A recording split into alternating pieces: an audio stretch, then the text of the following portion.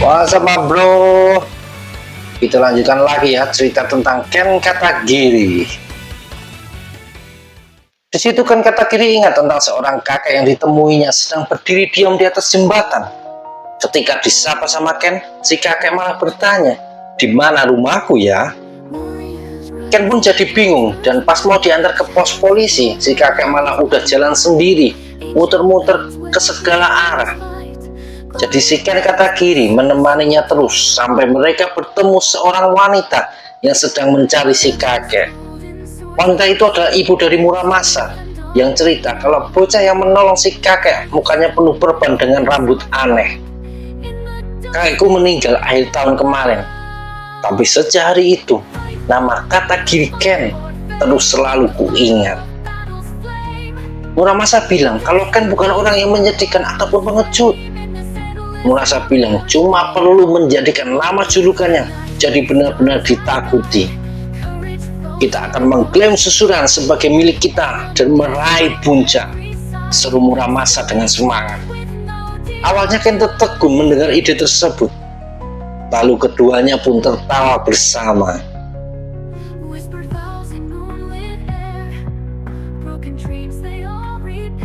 Besoknya Muramasa berkunjung ke lantai 2 dan langsung menendang jatuh Yumihara.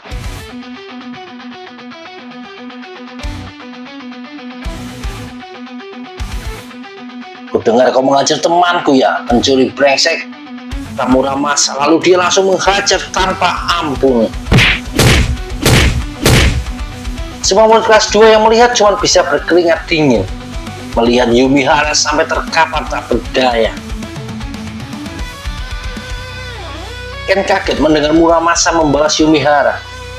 Semua orang di kelompok mereka merasa urusan ini akan jadi gawat, karena pasti cek dari catatannya Ken, si Yumihara ini tergabung di faksinya Suda, yang dipastikan tidak akan diam saja. Sementara itu Muramasa malah demam dan tidak masuk sekolah 2 hari. Jadi Ken datang sendiri pas Suda dari kelas 2 memanggilnya. Ken dikasih 2 pilihan. Yang pertama, seluruh faksinya minta maaf dan membayar biaya pengobatan Yumihara, lalu gabung ke faksi Suda. Atau pilihan kedua, mereka berperang. Tanpa rasa takut, Katagiri Ken menjawab kalau mereka memilih opsi 2 saja. Lalu sekitar sebulan mereka terus saling menyerang, dan pertarungan puncak. Muramasa berhasil mengalahkan Suda, sedangkan Ken kembali mengeluarkan pukulan kiri maut dan menumbangkan Yumihara. Sejak itu nama faksinya Muramasa dan Ken semakin dikenal. Apalagi pas mereka naik kelas 2, diceritakan kalau Ken Katagiri seperti magnet bagi orang-orang, bahkan para murid kelas 1 yang baru saja kenal dengannya. Tidak lama, jumlah anggota faksi mereka mencapai 40 orang. Jumlah yang cukup besar. Sementara itu ada Kotetsu yang kesal karena banyak anak kelas 1 yang malah join ke rivalnya itu. Bisa dibilang faksinya Kotetsu ini selain para senior kelas 3 jadi halangan besar bagi Muramasa dan Ken mencapai impian mereka meraih puncak susuran. Tapi pertarungan mereka tidak pernah terjadi. Tak lama Muramasa harus berhenti di sekolah dan bekerja menggantikan sang ibu yang sakit, apalagi ada adiknya yang masih SMP. Disusul Katagiri Ken yang suatu hari tidak sengaja melihat orang mabuk mengganggu siswi SMA, dan berakhir dia menghajar si pemabuk tersebut. Sayangnya kejadian itu sampai ke kantor polisi, dan meski susuran sering tutup mata mengenai keributan di internal mereka, tapi saat ada hubungannya dengan masyarakat biasa dan sampai jadi kasus kekerasan, pihak susuran tidak bisa diam begitu saja. Terpaksa Katagiri Ken dikeluarkan dari susuran. Jalan Kotetsu pun jadi mudah mencapai puncak susuran. Tapi sayangnya ternyata tidak sesuai harapan. Kotetsu kalah dari seorang murid pindahan. Sejak itu Muramasa dan Ken Katagiri tidak pernah ketemu lagi. Tapi Muramasa yakin Ken akan baik-baik saja karena dia sudah berubah, tidak seperti sebelumnya. Sedikit kembali, di saat Ken dan Muramasa masih jadi anak kelas 1. Di susuran, dari masa ke masa akan selalu ada yang disebut sebagai yang terkuat.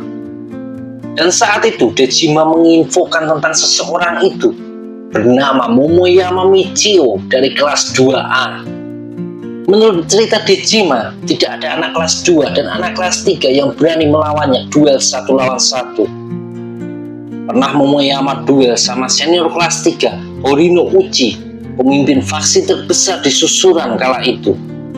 Mereka berdua berduel, tapi Momoyama menang cuma beberapa detik setelah dia mencekik si Horino Uchi. Kata kiri Ken kaget mendengarnya, padahal Horino Uchi terkenal dengan julukannya Huluk, yang berarti badannya pasti besar. Dejima bertanya apa mereka penasaran sama si Momoyama ini. Ken menjawab dia tidak mau berurusan sama orang yang bisa mencekik si Huluk. Sedangkan Muramasa langsung excited. Tak lama ketiganya langsung bergegas menemui orang yang dibilang terkuat ini.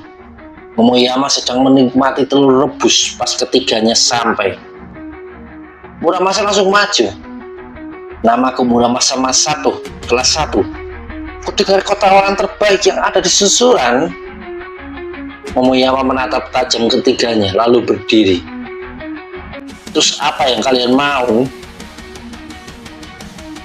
Momoyama nyengir dan bilang kalau dia tidak akan menyakiti orang yang lebih kecil darinya.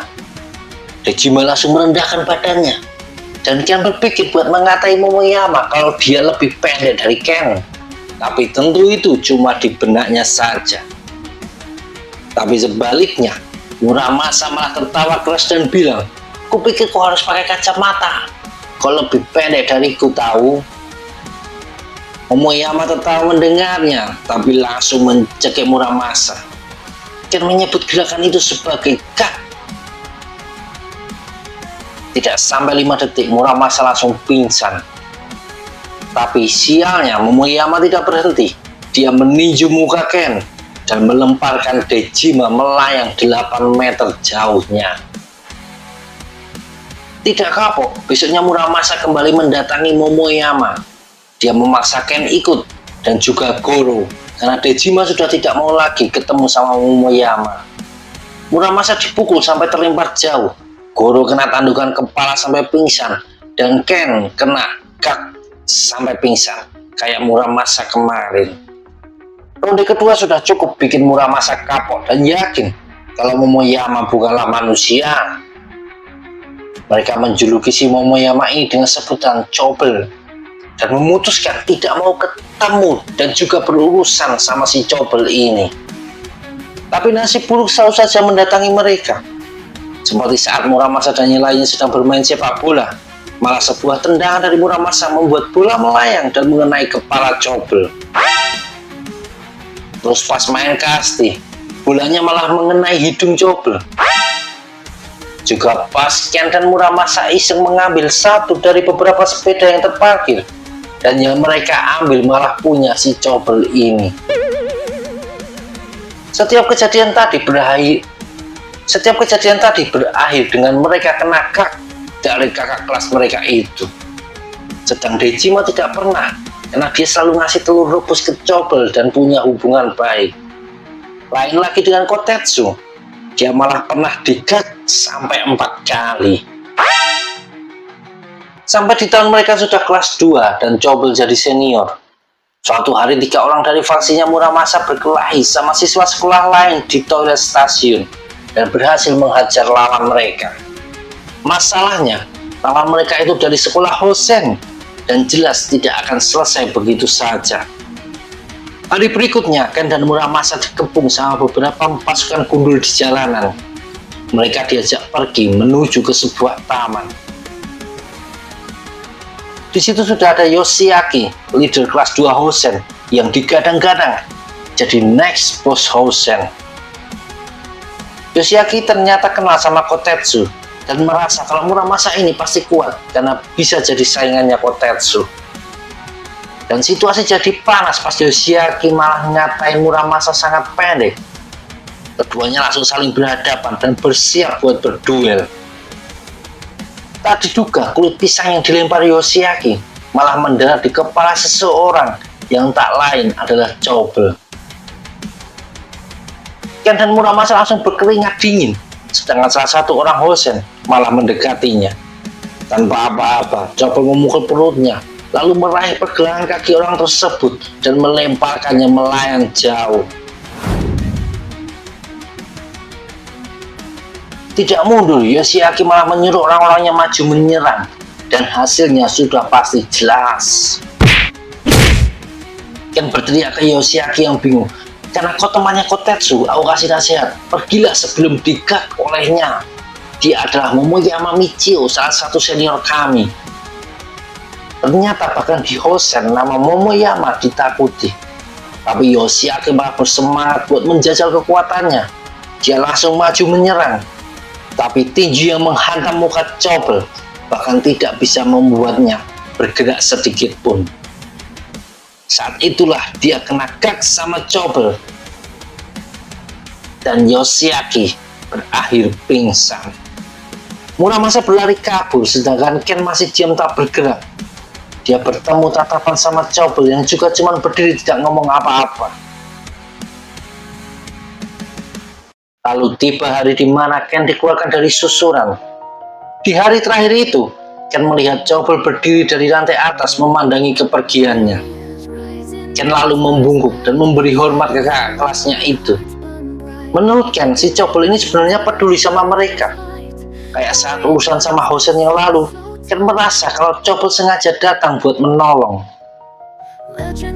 Ken berjanji ke diri sendiri, kalau suatu hari dia ketemu Chobel di jalan, dia akan mengajaknya berbincang-bincang secara pantas. Menurut kata kiri Ken, Momoyama Michio adalah orang terkuat sepanjang sejarah susuran. Dan akhirnya, the end. Segitu saja teman-teman cerita tentang kata kiri Ken, seorang bocah yang berniat merubah jati dirinya dengan masuk ke susuran. Oke lah kalau gitu, jangan lupa tetap support channel ini. Dan sehat selalu kalian semua. Arigatou gozaimasu dan sampai jumpa di video selanjutnya. Ora.